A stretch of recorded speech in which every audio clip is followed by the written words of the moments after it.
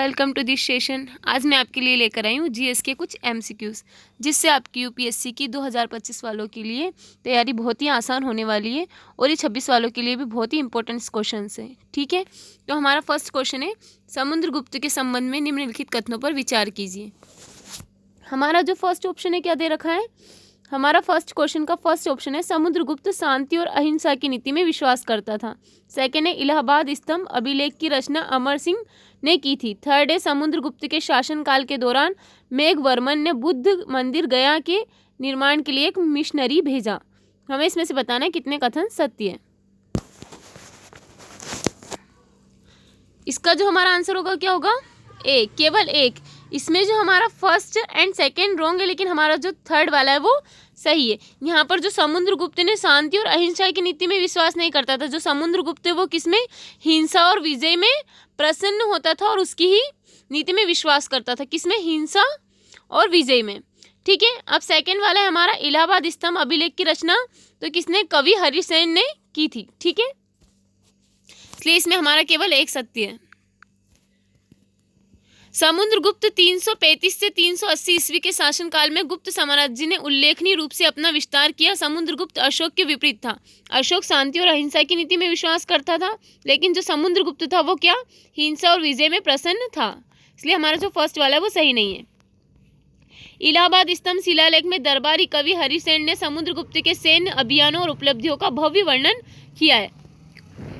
तो किसका, कवि हरिसेन ने। ठीक है, इसलिए हमारा सेकेंड वाला भी सही नहीं है।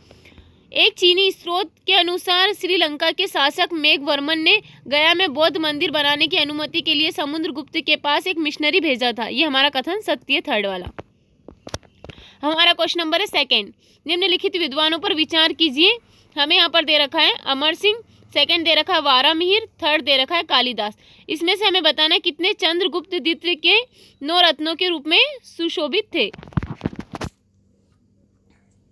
तो हमारा जो इसका आंसर होगा वो क्या होगा, सी, सभी तीन, अमर सिंह, वारामिहिर और कालिदास, तीनों ही किसके, चंद्रगुप्त द्वितीय के 9 रत्नों में से थे। ठीक है, नवरत्न शब्द 9 असाधारण विद्वानों और सलाहकारों के समूह को संदर्भित करता है जो चंद्रगुप्त द्वितीय के दरबार का हिस्सा थे। ये 9 व्यक्तित्व साहित्य, खगोल विज्ञान, गणित, चिकित्सा और कला जैसे विभिन्न क्षेत्रों में अपनी विशिष्टता तथा विशेषज्ञता के लिए प्रसिद्ध थे। 9 रत्नों का संक्षिप्त विवरण इस प्रकार है। अमर सिंह एक संस्कृत कोशकार और कवि थे तथा उनका अमरकोश संस्कृत मूल समानार्थी एवं समानार्थी शब्दों की शब्दावली है।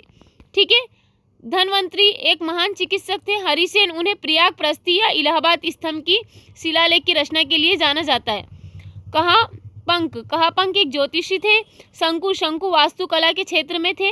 वारामिहिर जो थे उज्जैन में रहते थे और उन्होंने 3 महत्वपूर्ण पुस्तकें जैसी पंच सिद्धांतिका, भृत संहिता और भृत जातक ये लिखी थी। ठीक है, हमारा कालिदास एक प्रसिद्ध संस्कृत कवि और नाटककार जिन्हें प्राचीन भारत के सबसे महान साहित्यकारों में से एक माना जाता है।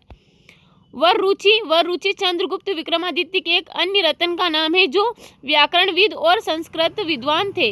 वेताल भट्ट एक जादूगर थे। ठीक है, इसलिए हमारे 9 रत्नों के हमने नाम पढ़े यहाँ पर और उनके जो काम थे हमने वो भी यहाँ पर जान लिए।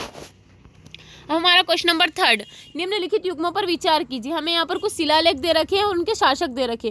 फर्स्ट है हमारा महरौली लोह स्तंभ बुद्धगुप्त, सेकंड दे रखा है जूनागढ़ शिलालेख चंद्रगुप्त द्वितीय, थर्ड दे रखा है पहाड़पुर ताम्रपात्र जो दे रखा है समुद्रगुप्त। हमें इसमें से बताना है कितने सही सुमेलित हैं।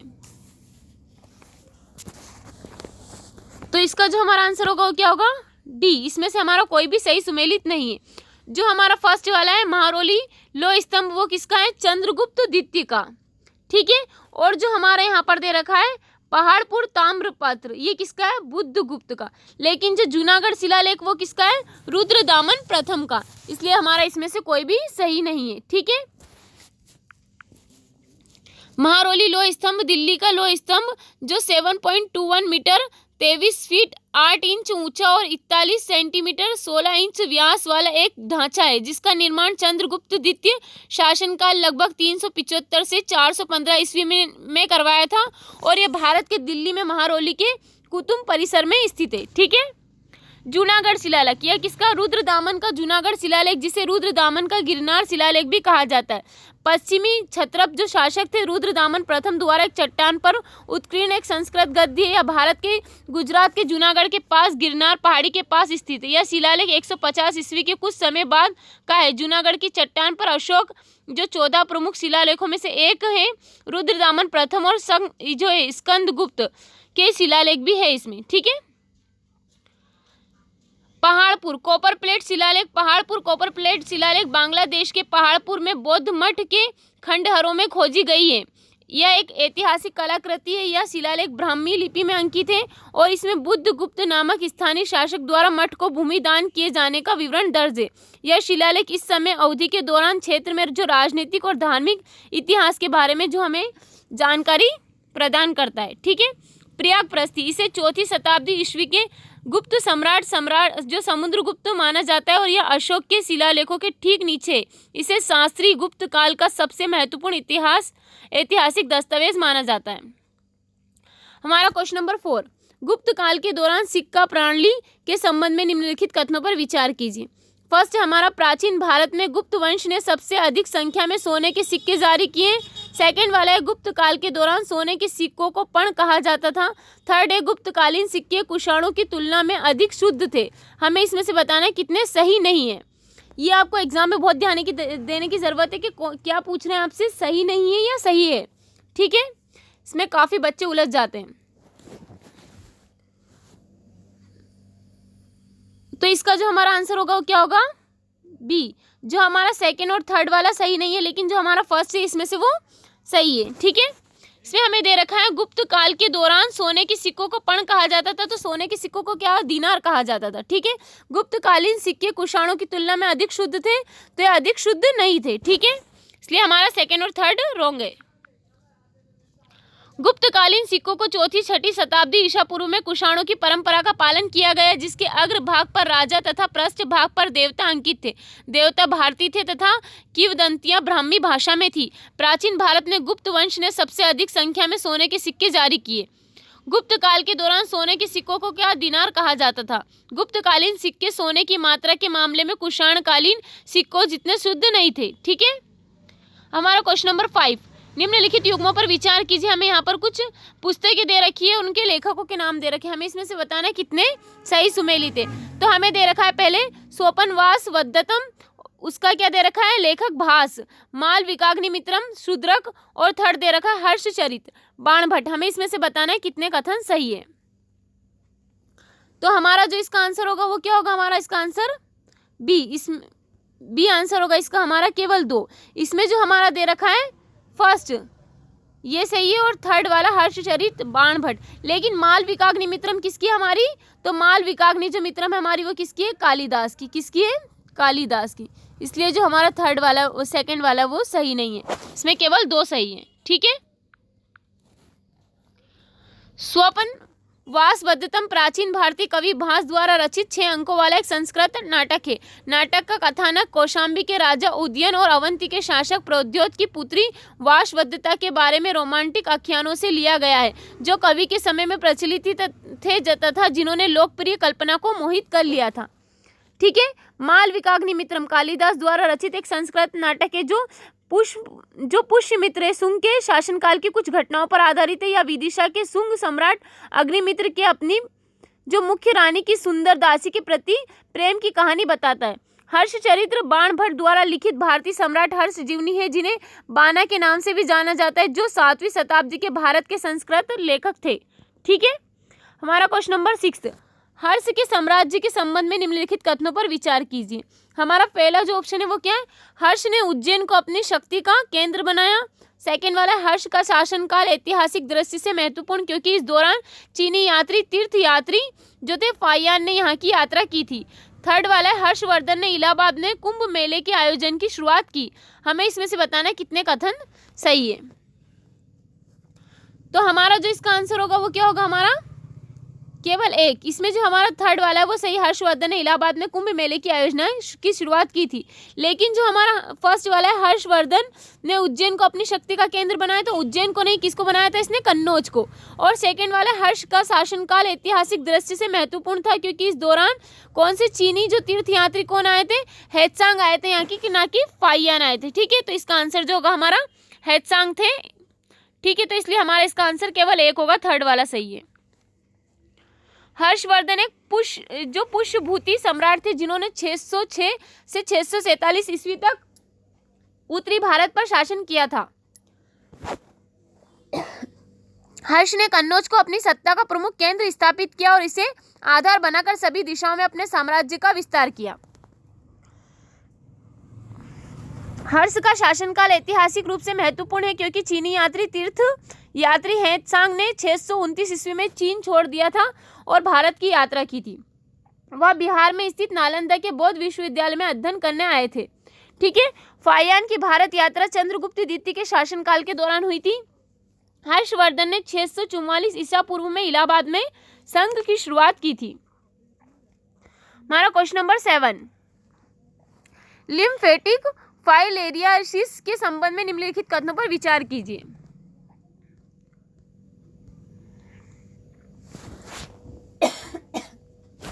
फर्स्ट जो हमारा ऑप्शन है वो क्या है, यह एक उपेक्षित उष्णकटिबंधीय रोग है जो कुत्तों के माध्यम से प्रसारित फाइलेरिया परजीवियों के संक्रमण के कारण होता है। सेकेंड वाला है, संक्रमण बचपन में शुरू होकर वयस्कता तक संचय होता है जिसके परिणाम स्वरूप अपरिवर्तनीय दीर्घकालिक रोग की स्थिति पैदा होती है। हमें इसमें से बताना है कितने सही है। तो इसका जो हमारा आंसर होगा वो क्या होगा, बी। इसमें हमारा केवल दूसरा सही है। यह एक जो ये किसके काटने से होता है, ये हमारा मच्छरों के काटने से होता है, इसलिए हमारा जो फर्स्ट वाला सही नहीं है। लिम्फेटिक फाइलेरियासिस जिसे आमतौर पर हाथी पांव रोग एलिफेंटियासिस के रूप में जाना जाता है, परजीवी संक्रमण के काटने से होने वाला एक उपेक्षित उष्णकटिबंधीय रोग है जो मच्छरों के काटने से फैलता है। संक्रमण बचपन में शुरू होकर वयस्कता तक संचय होता है जिसके परिणाम स्वरूप अपरिवर्तनीय दीर्घकालिक रोग स्थिति पैदा होती है। हमारा question number 8, female genetic mutilations FGM के संदर्भ में निम्नलिखित कथनों पर विचार कीजिए।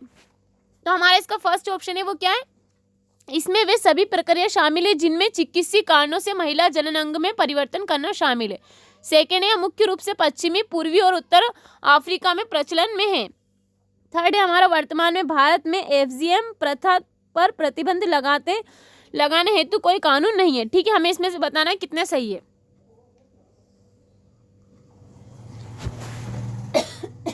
तो इसका जो हमारा आंसर होगा वो क्या होगा, केवल 2। इसका जो हमारा आंसर होगा बी। हमारा इसमें सेकेंड और थर्ड दोनों ही सही है, लेकिन हमारा जो फर्स्ट वाला है इसमें वे सभी प्रक्रिया शामिल है जिसमें चिकित्सीय कारणों से महिला के जनन अंग में बदलना तथा अथवा नुकसान पहुंचाना दोनों ही शामिल है। ठीक है,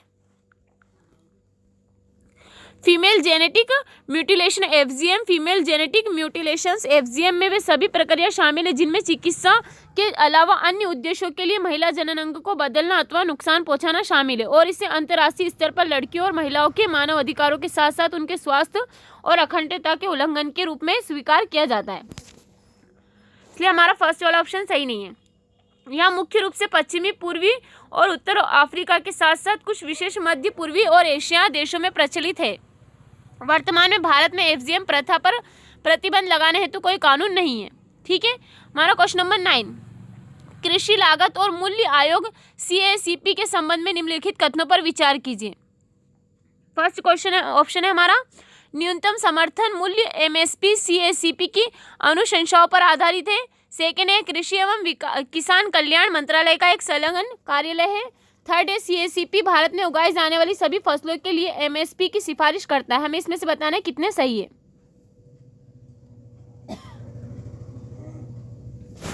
तो इसका जो हमारा आंसर होगा वो क्या होगा, हमारा इसका आंसर होगा हमारा बी।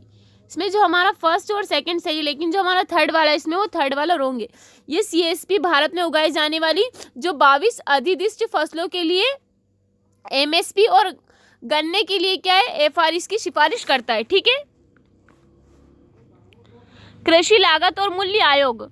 MSP वह गारंटी कर्त राशि है जो किसानों को तब दी जाती है जब सरकार उनकी फसल पर खरीदती है। MSP कृषि लागत और मूल्य आयोग CACP की सिफारिशों पर आधारित है, जो उत्पादन लागत, मांग तथा आपूर्ति, बाजार मूल्य, रुझान, अंतर फसल मूल्य, समानता आदि जैसे विभिन्न कारकों पर विचार करता है। CACP कृषि एवं किसान कल्याण मंत्रालय का एक संलग्न कार्यालय, इसका गठन जनवरी 1965 में किया गया था। CACP 22 अधिदिष्ट फसलों के लिए MSP और गन्ने के लिए उचित तथा लाभकारी मूल्य FRP की सिफारिश करता है। ठीक है। हमारा लास्ट क्वेश्चन है क्वेश्चन नंबर 10। स्थल रुद्ध क्षेत्र कोसोवा के संबंध में निम्नलिखित कथनों पर विचार कीजिए। तो फर्स्ट ऑप्शन है कोसोवा की सीमा रोमानिया, मैसेडोनिया, सर्बिया और मोंटेनेग्रो से लगती है। सेकंड है इसकी राजधानी और सबसे बड़ा शहर प्रिस्टिना है। थर्ड है भारत ने कोसोवा को एक स्वतंत्र देश के रूप में मान्यता नहीं दी है। हमें इसमें से बताना है कितने कथन सही है। तो हमारा जो इसका आंसर होगा वो क्या होगा? Option number C. इसमें हमारा सेकंड और थर्ड दोनों ही सही है, लेकिन हमारा फर्स्ट वाला इसमें रॉन्ग है। कोसोवा की जो सीमा है वो कहाँ पर? अल्बानिया, मैसेडोनिया, सर्बिया और मोंटेनेग्रो से की चारों ओर की भूमि का एक क्षेत्र है। ठीक है। इसलिए हमारा इसमें फर्स्ट सही नहीं है, सेकंड और थर्ड ही सही है। कोसोवा के बारे में मुख्य तथ्य। कोसोवा जिसमें बहुसंख्यक अल्बानिया आबादी एवं सर्ब अल्पसंख्यक है। अल्बानिया जो है मैसेडोनिया, सर्बिया और मोंटेनेग्रो से घिरा एक भूमि रुद्ध क्षेत्र है। इसकी राजधानी तथा सबसे बड़ा शहर प्रिस्टिना है। विश्व बैंक के अनुसार कोसोवा एक संसदीय गणतंत्र तथा उच्च मध्यम आय वाला देश है। इसने 17 फरवरी 2008 को सर्बिया से स्वतंत्रता की घोषणा की और 100 से अधिक संयुक्त राष्ट्र सदस्यों द्वारा इसे एक स्वतंत्र देश के रूप में मान्यता दी गई है। ठीक है। भारत, ब्राजील, चीन, रूस तथा मेक्सिको ने मेक्सिको ने कोसोवा को एक स्वतंत्र देश के रूप में मान्यता दी। हालांकि सर्बिया कोसोवा का एक स्वतंत्र राज्य के रूप में मान्यता नहीं देता है तथा कोसोवा एक मेटोहिजा के स्वतंत्र प्रांत के रूप में दावा करता रहता है। ठीक है। आज का हमारा सेशन हम इतना ही रखते हैं। उम्मीद है आपको आज का हमारा सेशन अच्छा लगा होगा। अगर आपको हमारा सेशन अच्छा लगा है तो इसको आगे के अपडेट के लिए सब्सक्राइब करें और बेल आइकन को दबाना ना भूलें। Okay, thank you so much.